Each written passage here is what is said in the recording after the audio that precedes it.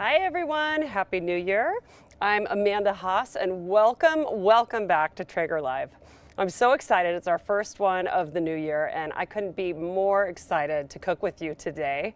If you don't know me, I'm a cookbook author and I do all kinds of things. I have my own business at Amanda Haas Cooks, but I'm also a Traeger Pro Team member, which is one of my favorite things to do in the world. And believe it or not, this time of year is an amazing time for me to cook with you all because I love teaching people how to cook seasonally and cook year round with the ingredients they have. And so we are blowing up a huge menu today for you. And I'm starting with the minestrone with tiny meatballs in it that's so delicious.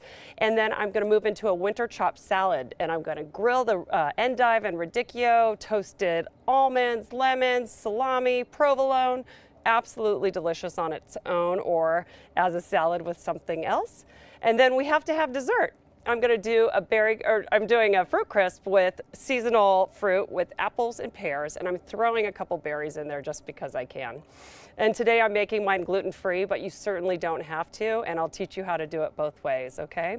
So before we get started, a couple things. First of all, I am cooking on my Ironwood 885 today, and I'm using apple pellets. I love apple for everything I'm doing today. And I tested all of these recipes with apple pellets, so I'm particularly happy about it.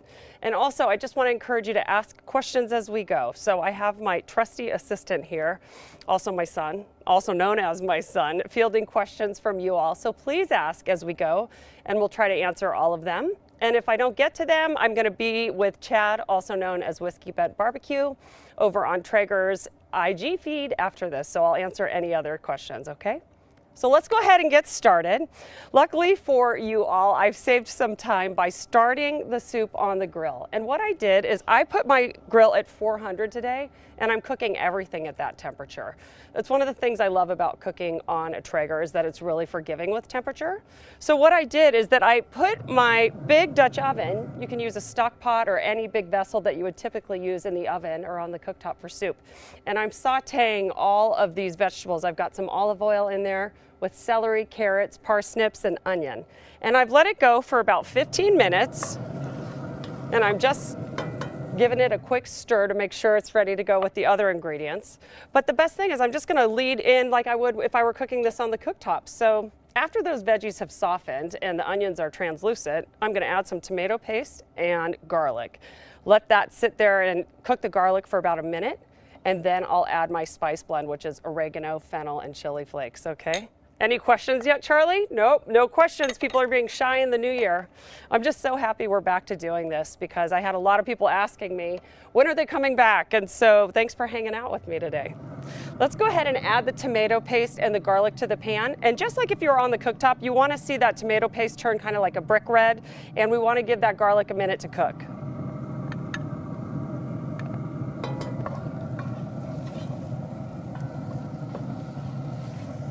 Oh, it smells so good already.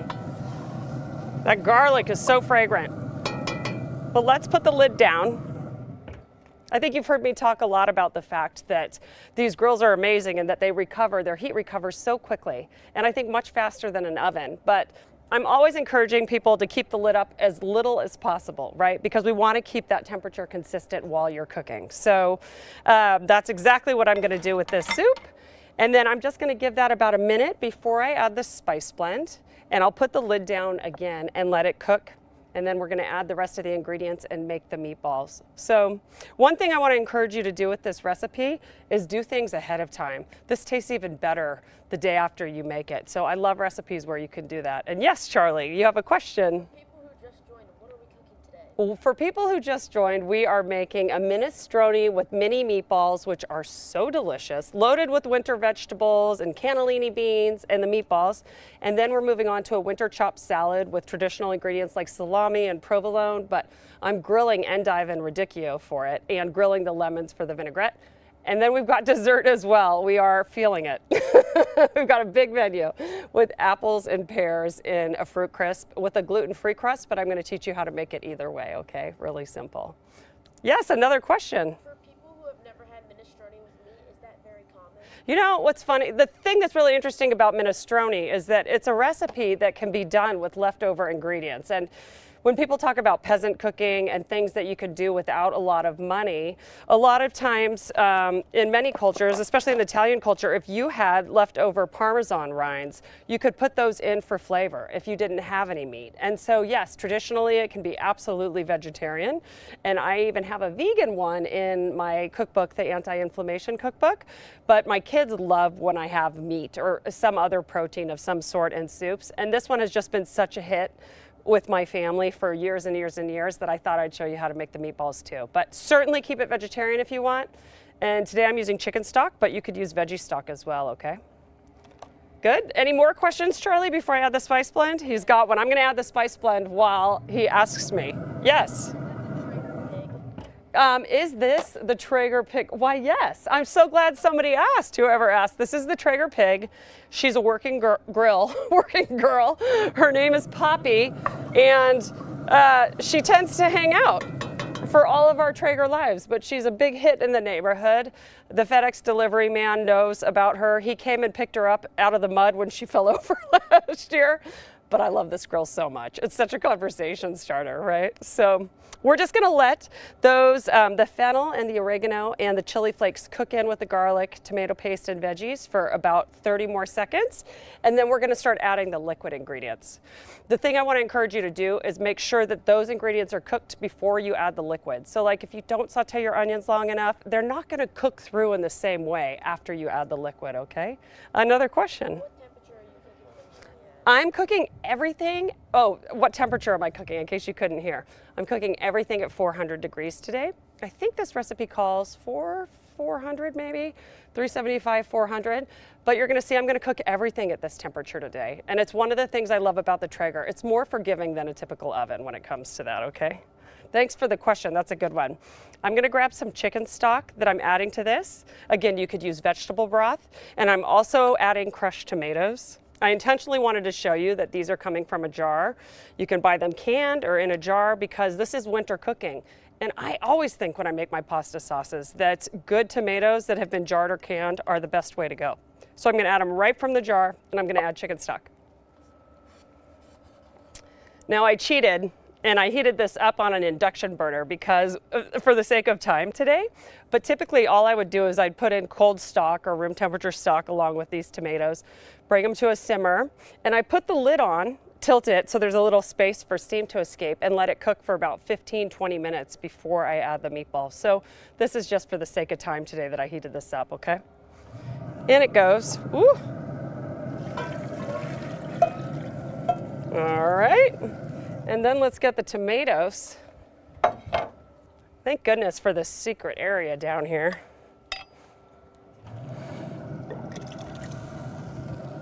Although the poor animals, this is like a natural preserve behind my house, and we get cows, we get turkeys, we get everything.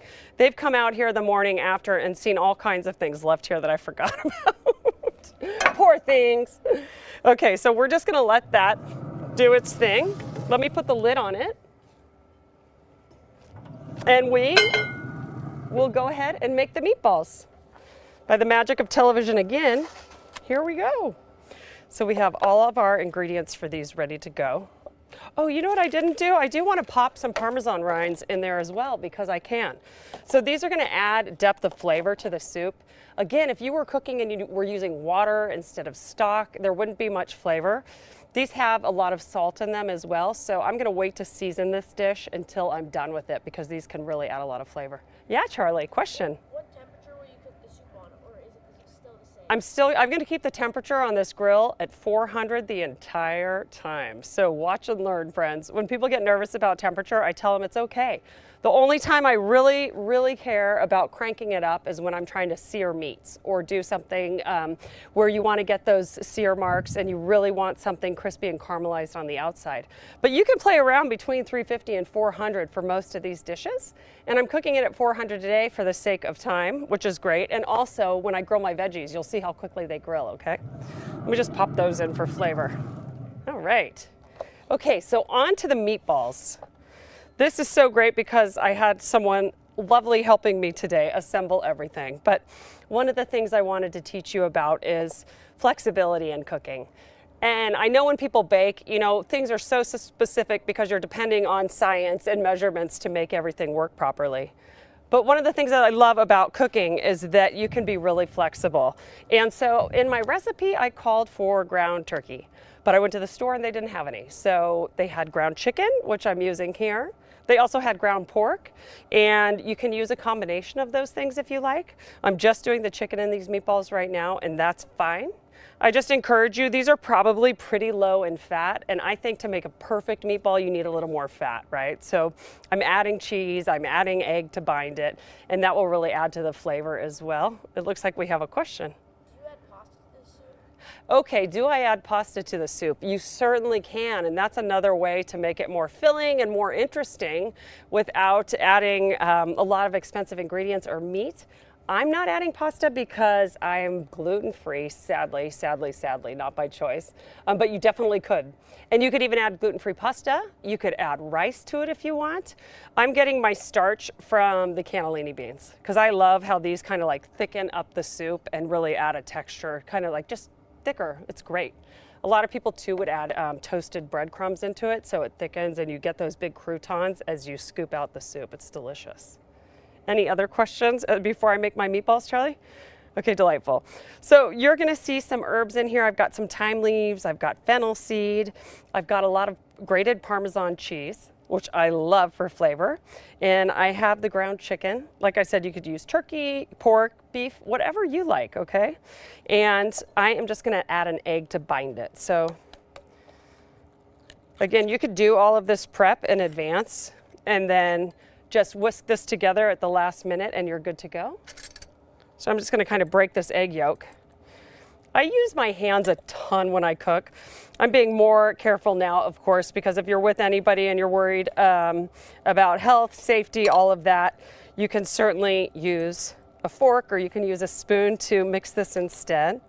And also, since I'm making it for everybody here and I'm outside where there isn't a sink, it's harder to wash my hands, right? So let's just make sure that it is well. You want to make sure everything's mixed together well, because if not, you wouldn't want a big chunk of Parmesan in one and all the herbs in another.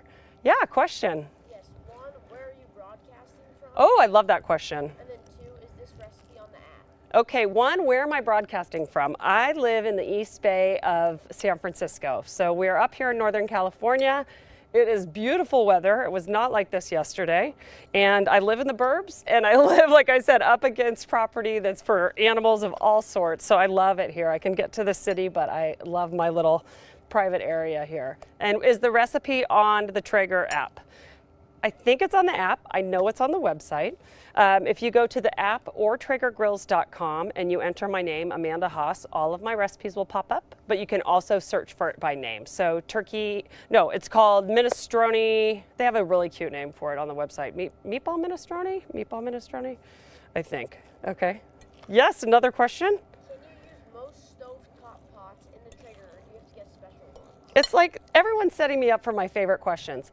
Can you use most stovetop pots on the Traeger? Here's my rule of thumb. If you can put it in the oven, you can put it on your Traeger.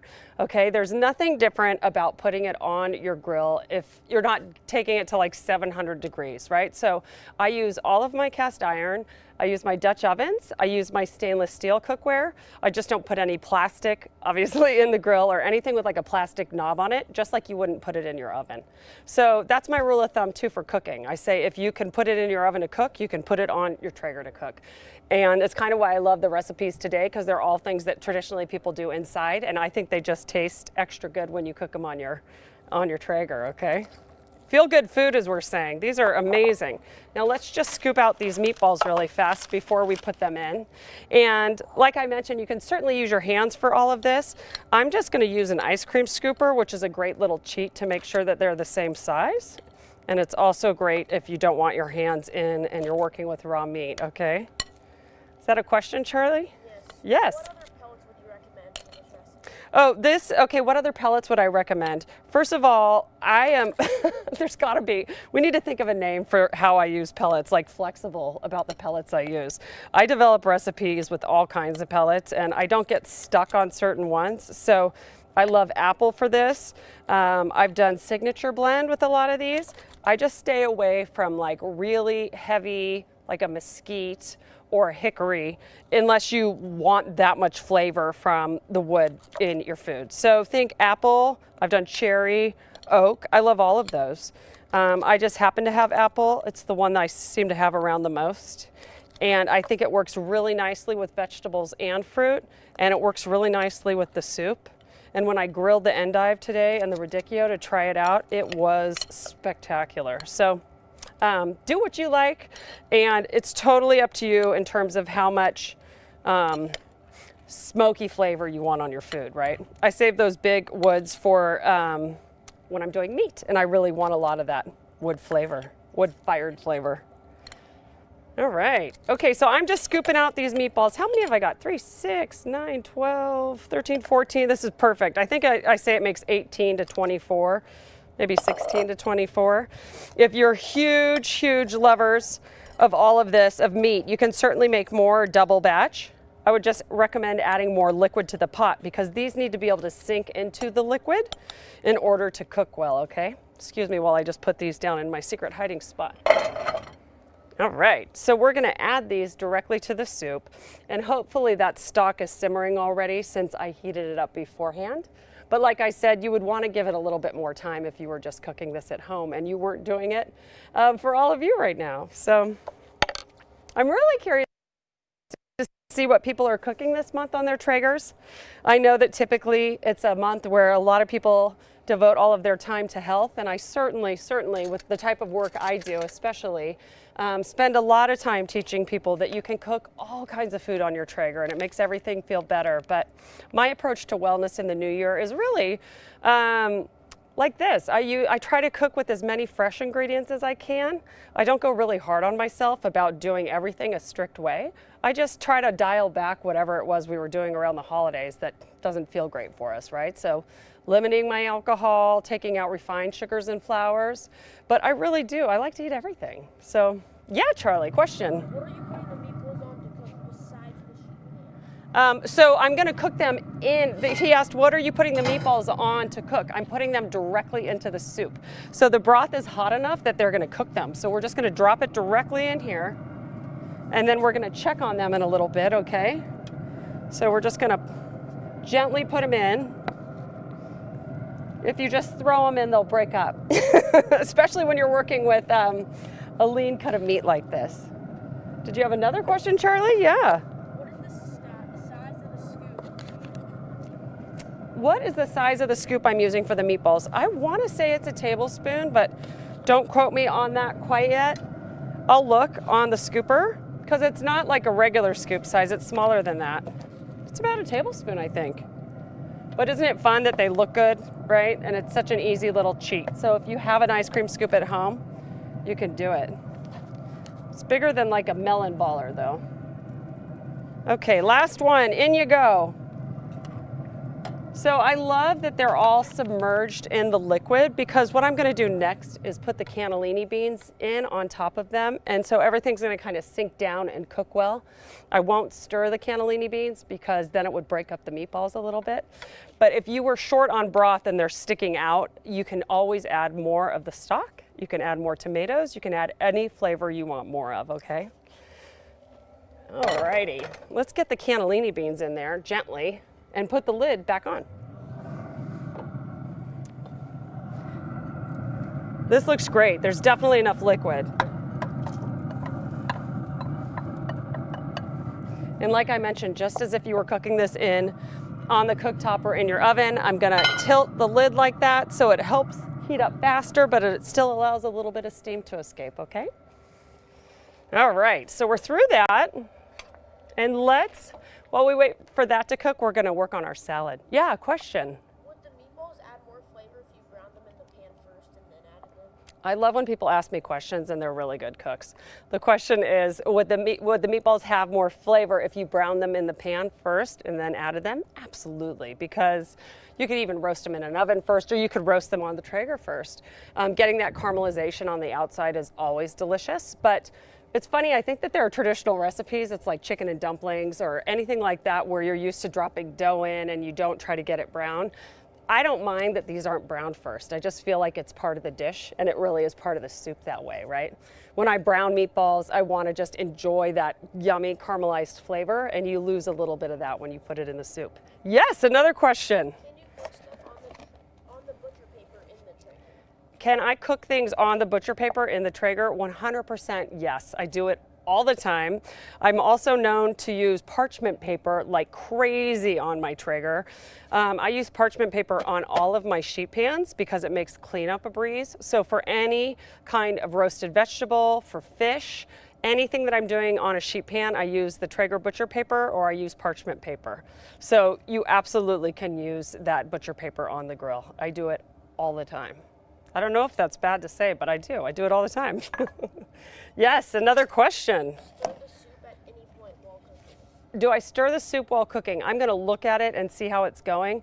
Because all of the meatballs are down in the liquid, I'm not worried about it. It's not like anything's sticking out and I need to worry about turning it. So I'll just check on it once and see how it's going, okay? All right, let me get the ingredients for our chopped salad, which is going to be delicious.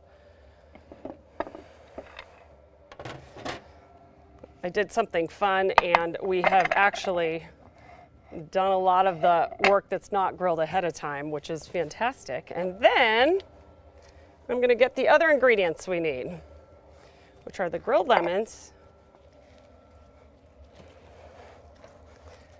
and these beautiful bitter greens. And I'm coming back, I promise. I'm going to get the knife and one more. Okay, I think I've got it all now. So this chopped salad is so gorgeous and so fun. We developed it last year for Traeger. And hi, Sophia, if you're watching. A friend of mine helped develop this recipe off of something that she really enjoyed. But I love chopped salads because I think it's just an excuse to take any of the flavors that you love and combine them, right? So in this one, we are taking traditional, like more Italian flavors like the salami and provolone, but we added apple, we added peppers, and the peppers were actually jarred. So if you don't have time to roast the peppers, don't sweat it. You could buy jarred. Just rinse them well before you cut them so they don't have any of like that citric acid on them afterwards. I added a little bit of romaine in case people want some romaine lettuce to go with the other greens. And then we're gonna grill these greens and you will be knocked out by the flavor component of them. It's so delicious. Question, Charlie? Is it okay? I am so glad somebody asked this. Is it okay to add the cannellini beans with the liquid? I prefer not to. So I did not mention that I had drained and rinsed those cannellini beans before I put them in. So I use canned beans all the time. I use black beans, cannellini beans, pinto, but I always drain them first and rinse them with a little water to kind of rinse away all that extra starch. So what you end up with is just really the texture of the bean, and it won't really affect the texture of the soup in that way that it gets almost sticky if you weren't to rinse them, okay? So you'll notice while I'm chatting, I'm just cutting these. I'm gonna cut this one, this radicchio, into quarters because it's so big. And all I'm gonna do is make sure that they get some beautiful wood flavor on a couple sides. This takes about 5 minutes to grill your veggies, and it is outstanding.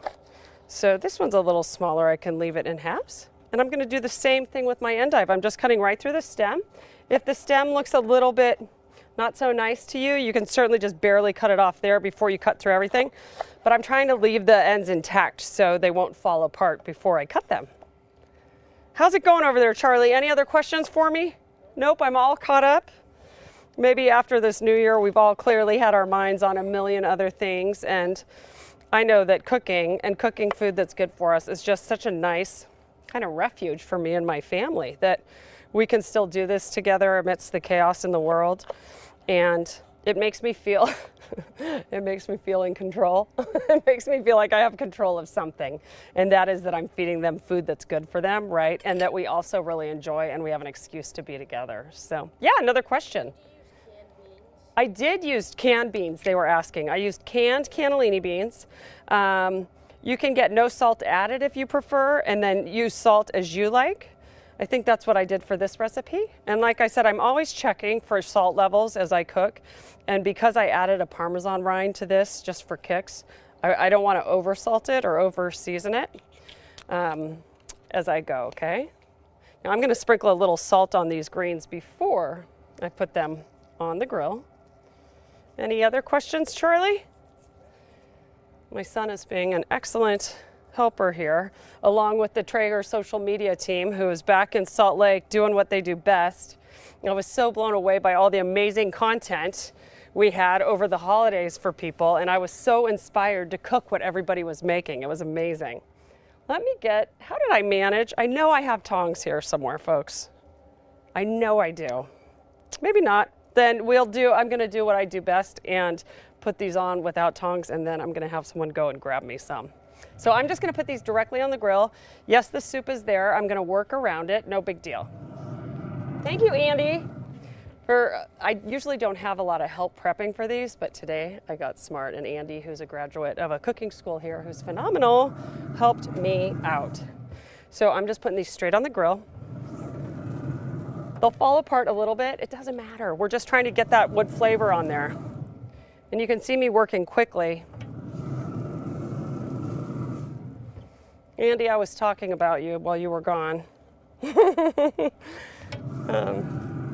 I'm just so happy to be finding ways to support people in the culinary business. Thank you. Because right now, with so many restaurants closed, it's really hard to find a job and to find work if you're coming out of culinary school or if it's the business that you're interested in. So eat out when you can, order delivery when you can, support our local businesses and support the people behind it, right? Okay, I'm gonna clean my mess up. Shocker. I would love to hear what people are making. Has anybody commented? Yeah, Charlie. What's the liquid in the measuring cup? The liquid in the measuring cup is the vinaigrette for the salad, okay? So while the greens cook, I'm calling them greens even though they're red and white practically, while those get some color on them, I'm gonna make the vinaigrette for this chopped salad. And this spinach is gonna go in last minute into our soup, okay? So I'll put that aside so it's not confusing, along with the thyme and the Parmesan cheese. But everything here is part of our salad. So this is the vinaigrette that was assembled before we started. And again, this is so easy to do ahead of time. This does not need to be done at the last minute. So it's red wine vinegar, olive oil. I'm using red onion, but it calls for shallot. I really prefer shallot in vinaigrettes. It's like a milder, softer taste. It's really forgiving. It doesn't have that raw bite, but they didn't have any when I went to the store today. So I did a little red onion instead, which is fine. Salt and pepper, and then the best part, the lemons that I grilled on the Traeger. So if you've never grilled citrus on the Traeger, it's amazing how much flavor it brings out and how much depth of flavor you get from something that is really typically like you know what to expect from a lemon or lime. Total game changer. So while I was cooking some steak for my family today for a salad, I just threw these lemons on for a quick minute and, well, probably not a quick minute, 10 minutes, 15 minutes, cut side down on the grill, and they're remarkable. So I'm just going to add them. You can certainly use your hands to squeeze them in because they're that soft, but because of the seeds, I'm using a citrus press. All right. And then a lot of times vinaigrettes have something to bind them together. So Dijon mustard is a really typical one, cream, an egg yolk, and I don't care if this breaks up a little bit because I didn't want the flavors, I didn't want people to lose the flavor of the grilled lemon in this vinaigrette. It's just so delicious on its own. All right, so I don't think I brought a fork out, so we're just gonna like fake this till we make it here and combine these ingredients. Typically I would whisk it a little bit more, right? But before I put it over all of the other ingredients, I'll make sure to whisk it again and combine those flavors, and then I'm just gonna drizzle it all over the chopped salad. So if you go to this recipe on the website, you'll notice that it's tossed like an actual chopped salad, which I love. But I thought it would be really fun to present it to you in a different way today, where you can do it more like a composed salad, so people can see everything that's in it at a glance, and then they can pick and choose, right? So if you have any picky eaters, or if people are trying to avoid certain ingredients, you can certainly make this like this and let them pick and choose with tongs and then drizzle the vinaigrette over it themselves, okay? So that's what we're gonna do around this house tonight. Also, the recipe calls for chopped almonds, I want to say. I use slivered because I like to toast them. You can do it directly on the grill. And what I do is I put them in a skillet on the grill and toast them, or you can put them on a baking sheet and just let them sit there and brown. I think that when the skins are off and you toast them, it brings out so much flavor in the almond. Yeah, Charlie. What type of cutting board are you using? Oh my gosh, what type of cutting board am I using? Funny you should ask. I am using my Traeger cutting board, which I love. And I don't know if this is still for sale. I've had it for quite some time. And I adore it. It's a great size, and you'll see too, it's also got this well. So for those of us who are always carving meat, it's great to have this to trap the juices. And then when you flip it over on the flat side, you've got more space for doing vegetable prep and all of those other things. So my Traeger cutting board, and I love it. Okay, let me check the produce. Yep, it's getting some color. Oh, it's gonna be gorgeous. I don't know if you can see it right now, but you will when I take it off the grill. Get that side browned. Don't worry if a couple leaves fall through. That one. And again, I'm working quickly because of the soup. I want that temperature to stay up. Oh, see those grill marks? Gorgeous already. You won't believe how much those greens absorb the flavor of the wood. It's amazing. How's it going over there, partner in crime? Okay, good. So while we wait for the pasta to finish cooking, or the meatballs, somebody put that great idea in my head, I'm going to talk to you a little bit about the dessert too, and then we will chop the greens for this, and we will finish out this beautiful salad. So for our dessert, when we start, I'm going to be doing a fruit crisp, which is my absolute favorite dessert to make on a Traeger, because I just have a base recipe for the topping I like to put on it, and then I use whatever fruit I can find in season. One of the things I love about this too is that if you can't find good fresh fruit, you can definitely use frozen fruit in this too. So most stores and most markets still through the winter keep apples in stock. So you could take apples and you could mix them with frozen berries. I would just defrost the berries first. So let them sit in their bag at room temperature until they're softened, and mix them right in with whatever apple or pear you're using. And it's a delicious addition, and it will also make it super juicy, okay? So it's gonna be a really fun combination today, because luckily we had pears, we had apples, and just for color variance and some fun, I'm adding some berries to it as well. Let's see. I'm gonna say they're done just for the sake of us being able to move on, okay? Let me see if I've got something to pull these off with. I do. Any other questions about this winter chopped salad, Charlie? Nope. They're just watching and learning. I can't believe no one's asked me what I'm drinking yet. That is always like the first question. Oh my gosh, beautiful color.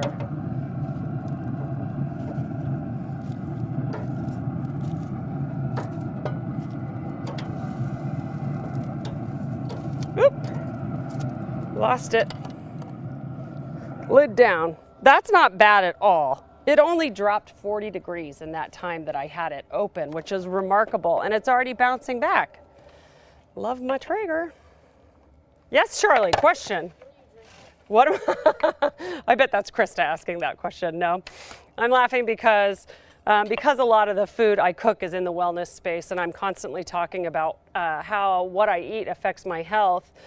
We talk a lot about not drinking permanently or during certain times of the year, and I have definitely been staying off the alcohol, and I've noticed I feel great, but I'm just saving it for special occasions, as I put, I think, a pepper on my face. Can you see that, Charlie? So, but I call this a special occasion because I'm getting on with Chad Whiskey Bent. So I got a margarita, which is made with fresh citrus juice, tequila, and it doesn't have any of the sugary additions that we're used to. So I like to talk about the fact, you know, you don't have to take everything out of your life. You can enjoy a cocktail, or you can enjoy a glass of wine. But for me, moderation is really key. And especially with my health, I don't do well when I eat a lot of sugar. I don't do well when I drink a lot of alcohol. So tonight, I'm saving it for this margarita, which is delicious without a lot of added fillers. And I really just want to enjoy it with all of this amazing food. So thanks for asking. But then it's back to no alcohol for a while because I just notice I sleep better. I have more energy during the day. Everything feels better when I can take a break from alcohol. And the more I don't drink, the better I feel. But I still really enjoy a drink for a special occasion. So, okay, let's chop our radicchio and our endive. Can you see this beautiful color? So it's browned and beautiful, and it will just add so much flavor to this. And I'm just going to chop it and put it directly on the platter. I'm a huge fan of not dirtying too many dishes, and I created a lot of mess today, but guess what? For this, it's not like I put it on a different tray to just go and arrange it all. Just put it straight onto what you want to serve it on or in. Like if you want to just serve it all tossed together, just put your ingredients directly into that salad bowl, okay? Let's just give all of these a chop.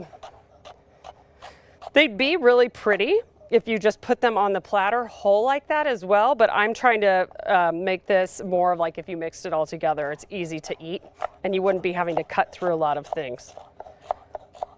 Okay, got a couple there. Absolutely love fennel on its own. Endive, I should say, fennel. My brain's not quite back, but I think that's allowed considering it's a new year and it's been a crazy time in our lives, right? If we can all just stay healthy and cooking together, I'll be really happy. And speaking of, in 2 weeks, there's going to be a new Traeger Live with Jason Full-of-Love, which I'm super excited about. And we'll be moving to every 2 weeks for these. But if you're interested in learning more from Traeger, we're still doing a bunch of the private classes, which are so much fun if you haven't taken one. I love teaching them. I feel like it's that great kind of intimate experience that I miss doing when I go to Salt Lake to teach at Traeger's headquarters. And it's fun because I have repeat class attendees and we feel like we know each other even though we're across the country and they're cooking in the snow and I'm cooking in the sunshine. It's great. Okay, so let's start to put this on in a slightly attractive way. Anything, Charlie? I like to stay on top of this. Nope. It looks very serious over there. Serious stuff that's cooking. Yes. How long does the soup take to cook? The soup, I think as I write the recipe, it cooks for about 60 minutes. But like I said, with the magic of television today, I'm speeding it up for you by heating the stock in advance. The thing is, the more time you allow those ingredients to kind of cook together and sit together, the more flavor it'll have. So I actually like to make this soup. Well, I'll make a double batch in one of these big pots and we'll eat it all week long. And I just think it kind of ages well, right? And we can heat it up for lunch or snack or anything else. So yeah, give yourself an hour if you're doing it, but today you'll see I'm doing it in like 45 minutes. Okay, this is beautiful. All right. So we've got our beautiful radicchio and endive, and I'm going to put the almonds over. Well, no, let's add a little more. Let's add one more endive. How about? I mean, this whole COVID thing is getting in the way of me sharing food with everybody I know. Our dear friends live down the street, and we've basically become one big family and pod, and so they know what's happening today. But it's so fun to do all this cooking and share it with people. Okay, so let me get this out of our way before we dress this gorgeous salad. Oh, beautiful, huh? I'm gonna move that. Now if I can just remember tonight that this stuff is down here and not wake up to it tomorrow. I woke up to raccoons the last time and I had a standoff with that raccoon at 4 in the morning who got into my garbage out here and was all around, and it was my fault, right? Because I left it out, but it was hysterical. Okay, let's do, we're about ready. We're gonna give the soup a few more minutes and then we'll make our crisp while we wait on that, and all of our food will be ready. Okay, so I'm gonna sprinkle the almonds all over this. You could certainly, if people don't like nuts, you could leave them off to a side as well, but again, I just think it looks pretty this way. I'm hungry. I don't know about you all. Yeah, Charlie. Does cooking the soup on the Traeger make it taste smoky? Well, if you were to leave it on a smoke setting for a while, absolutely. But the way I cook it, starting at high heat, I don't think so. I think the only difference is that For those of you who are used to cooking on a Traeger, it just adds another layer of flavor. And when people are like, the wood-fired flavor, it's a real thing. It's definitely a real thing, and I love it. So no, I don't get a lot of smoke on this. And honestly, I don't do a ton of smoking on my Traeger. I do a lot of my typical recipes on my Traeger, and I just think they always taste better. People will say, what'd you do differently? Why is it so good this time? And I'll say, it's because I cooked it on my Traeger. Okay, so I stirred that vinaigrette up a little bit to make sure I'm getting the lemon juice and the red wine vinegar and the olive oil. And again, if you want to toss this all together, absolutely. I just think it depends on who you're serving it to. If it's a family dinner at my house, this is all going in a salad bowl and we're eating it family style. Oh, gorgeous, gorgeous, gorgeous. Okay, so we're gonna sit and stare at this while I do the crisp for us.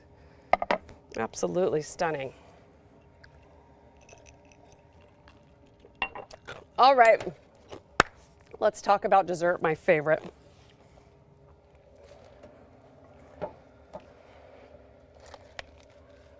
I love it when we have like the magic of television and everything's done for us. And then the fruit. Okay.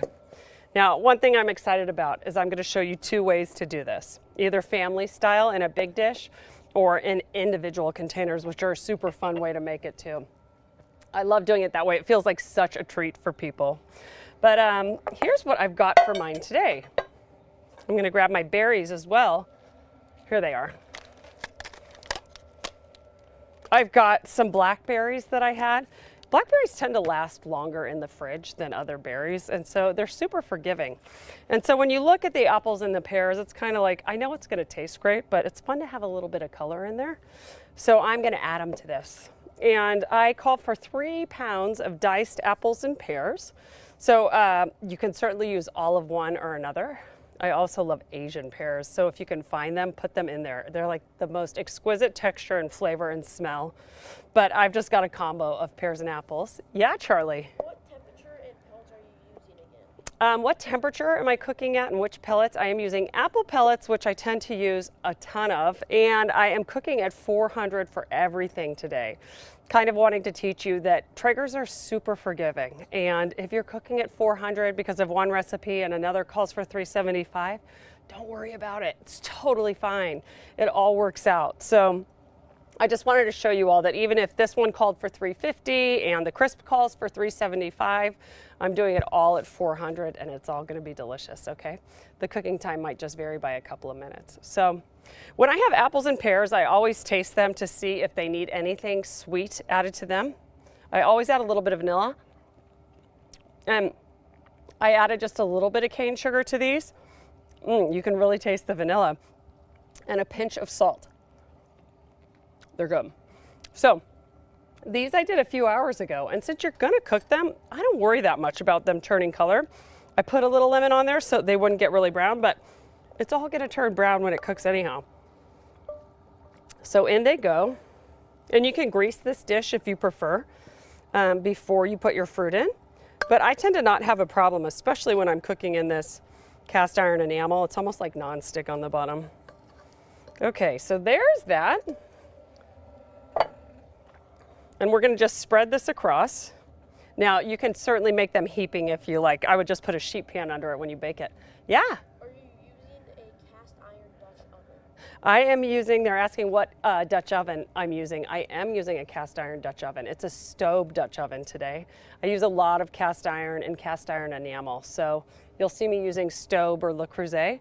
But the other thing I use a lot of is like my stainless steel cookware. So I have a 10-quart stainless steel pot that would typically be like a pasta pot or a sauce pot for doing huge batches of things. And I put that straight on my Traeger as well. And it cleans up perfectly. Even if there's like pieces of smoke or as the wood burns, you know, it gets a little bit of flakiness in there. It all cleans up really well. That good, Charlie? No others? Okay, good, good. This is the topping that I make, and I wanted to talk a little bit about this because I mentioned I'm gluten-free. That does not mean you have to make things gluten-free, but I found a recipe that works for me and you can't even tell. So I use a lot of oats. I make sure that they're the gluten-free kind. I use almond flour, which adds texture and flavor. And then I just use a little bit of all-purpose gluten-free flour, but that's where you would use regular flour, all-purpose flour instead. And then, of course, I cut in a lot of butter and spices and brown sugar. One thing to note is I love testing myself on the recipes. I think it calls for cinnamon and nutmeg, but I bought pumpkin pie spice, which is like cloves, ginger, cinnamon, nutmeg combined.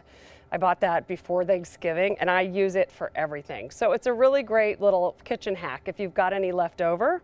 It's just a really clever marketing plan to get us to buy it all like that. But I used that in this today. And I cut it together with a pastry blender. But you can use your hands or you can use a fork to do it. You just want to make sure the butter is really cold when you put it on the crisp, okay? It'll melt better and everything will turn out better than if it's warm and kind of gloppy. So we're just going to sprinkle this on. The other thing about this crust for my crisp is that it freezes really well. So put it in a plastic bag. Make sure you fold it up so there's not a lot of air in it, or put it in a container without a lot of space. And you can use it for months. So if you have some good fruit that you get at the market, come home and sprinkle this on top and throw it in the oven. Now I'm sure this could be controversial because it's all about the ratio of crisp topping to the fruit. If I had my way, I would have as much topping as there is fruit, and I'm kind of going for it right now. But that is completely up to you. I'm just looking and making sure that the butter is spread evenly across so that it will melt into the sugar and oats. Oh my gosh, this is gonna be so good. So delicious. Okay, I'll stop now, I promise. And then I'll save this to make some individual ones later. Okay. Perfecto. Let's take a look at the soup. I'm going to take the soup out and I'm going to put this on at the same time, okay?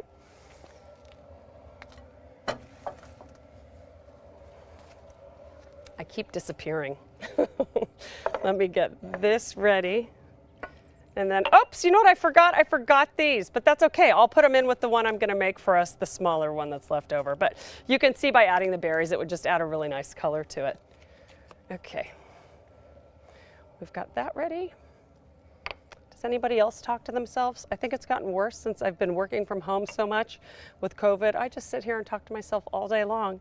But this is where I'm going to land the soup, so I'm just trying to be smart and safe about it. Actually, let's put this on first. And then let's check our soup and see how it's looking. So what I'm looking for is that the meatballs are cooked through in the same color. If you're concerned that they're raw, you can always use an instant read thermometer to make sure that they're cooked through. So like 165, 175 for chicken or turkey. This isn't something that you're trying to cook something medium rare, of course. You want them completely cooked through. So let's see. Oh, well, first of all, oh, it's gorgeous. Can you all see this? It's beautiful. I'm just going to give it a small stir, and then I'm going to ladle out one of these meatballs and we'll see how it is. But first, sorry, got to add my spinach. Now, if you aren't a huge fan of putting greens in, you don't have to do this, but I just bought baby spinach leaves. It just adds a huge punch of nutritional value to the soup. But you could use kale, you could use cut up Swiss chard, anything that you like for greens, and they're just going to melt right in. They don't even take up a lot of space in the soup once they melt down, but they don't need any time on the Traeger. Let's do this again. I'm just going to kind of move them in. And you know that now that I'm doing it, you could certainly taste a meatball first and make sure that they're done before you mix these in. That's what I would be doing if I weren't doing this live for all of you. But I have a feeling, I have a hunch that my meatballs are done. We'll find out if I'm right. Let's see. This is what I'm going to plate it in. Okay, let's take one out. This is just my favorite way to cook in the winter because I'm using the best of canned ingredients and the best of a few fresh winter vegetables to get great results. Oh, they're fluffy. They are so fluffy. Can you see that? They look great. I'm going to taste it though because I'm hungry. Mm.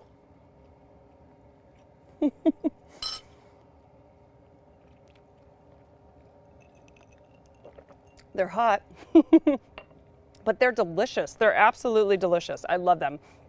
So this soup is ready. The other thing I want to do is just taste a little bit of the broth because I want to see how the seasoning is on it, okay? And then I'm gonna make a real bowl of this for all of us to see. Let's see. I think it needs a little bit of salt.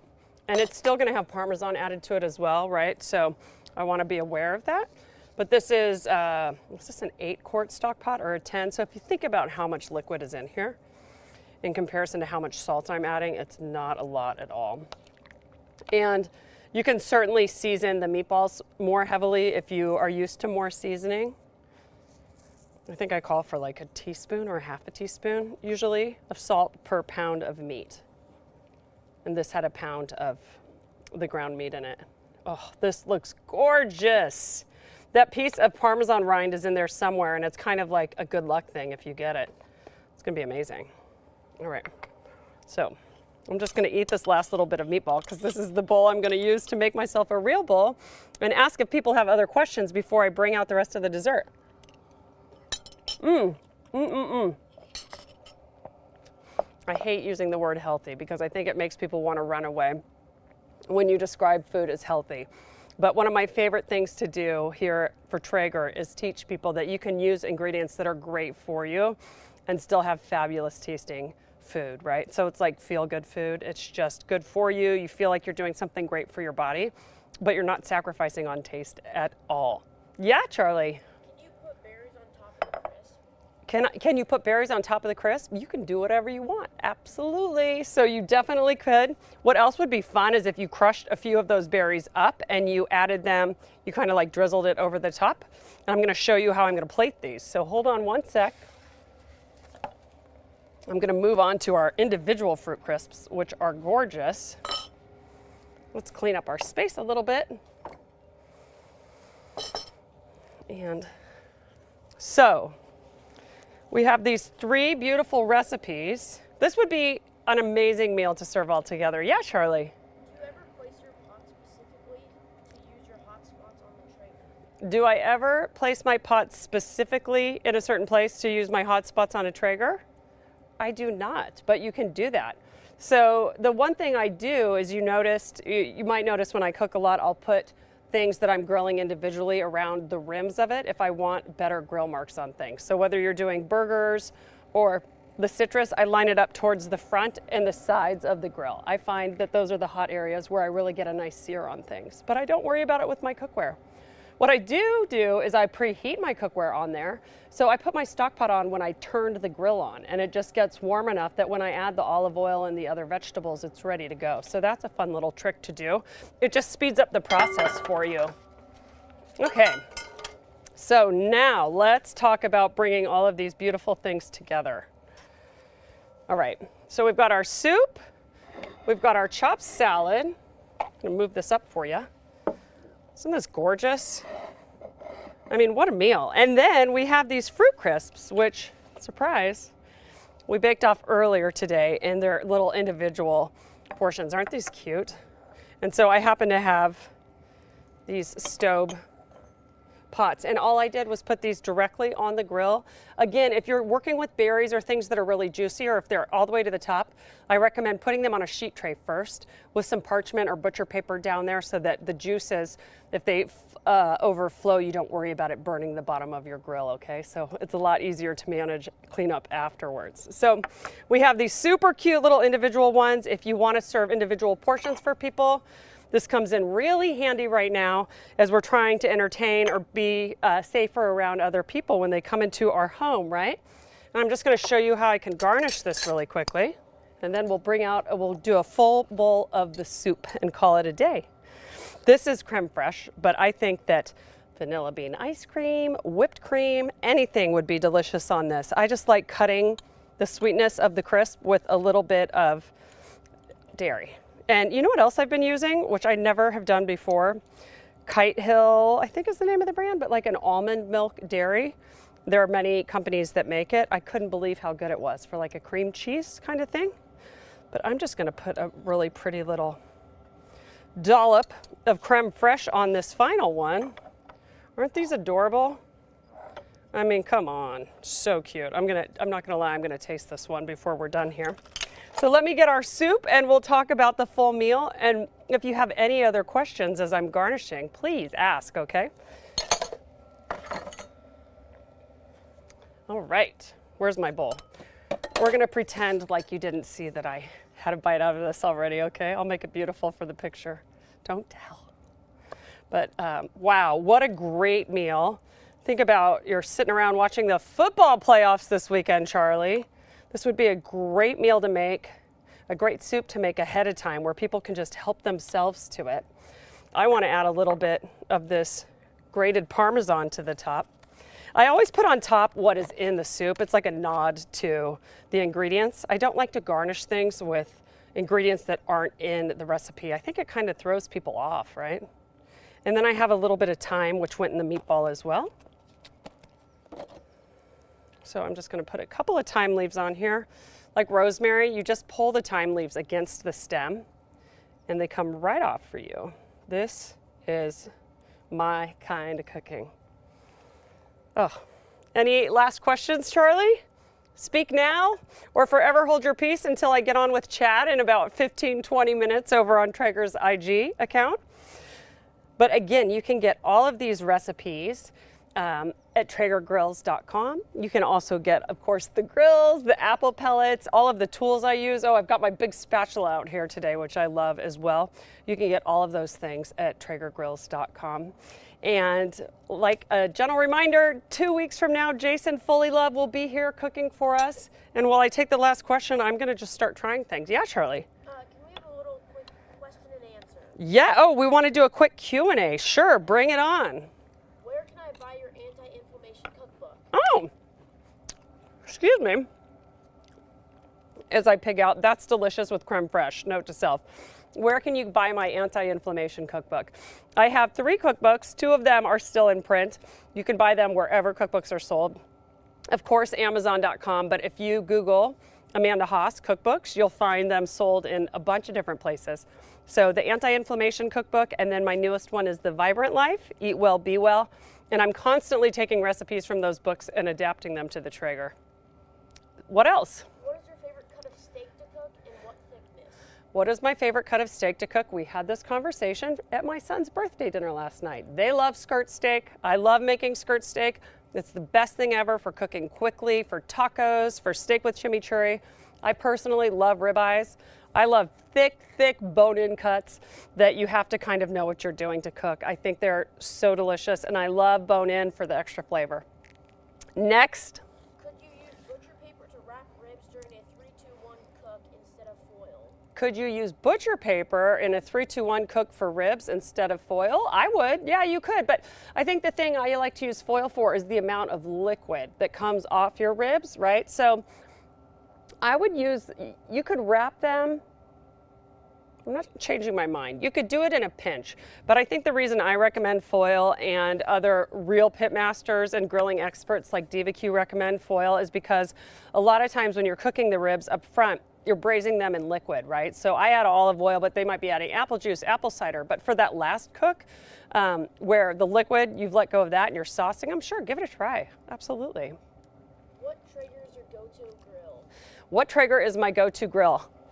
The Ironwood 885. And my pig is more of my friend, which is super fun for cooking, but I think it's just more, like I said, a conversation starter. So if I'm cooking on every grill, I'll use it. I love my Timberline, which is over there too. I have the Timberline 850. So the smaller one, but I use the Timberline when I'm trying to cook a lot of things at once, right? And I'll use all of the racks to kind of move things around the grill. But this has been my workhorse for a long time now. I love my Ironwood 885. It's plenty big for me too. I love the space. What else? Best way to clean cast iron. What is the best way to clean cast iron? Who's asking me these? They're really testing to see if I'm a pro here.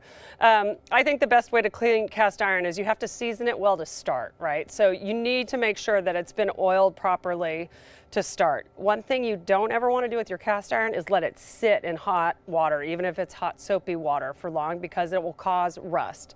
So when I clean my cast iron, the more you use it, the more it's going to develop like a nice seal with all of the oil in it. And all you'll need to do eventually is wipe it out with a cloth, right? Or just really hot water once and dry it immediately. So If you ever mess up and your pan starts to rust, there's a ton of information online about how to get the rust off and then start again by baking it again in the oven, covered in oil, and you can start fresh.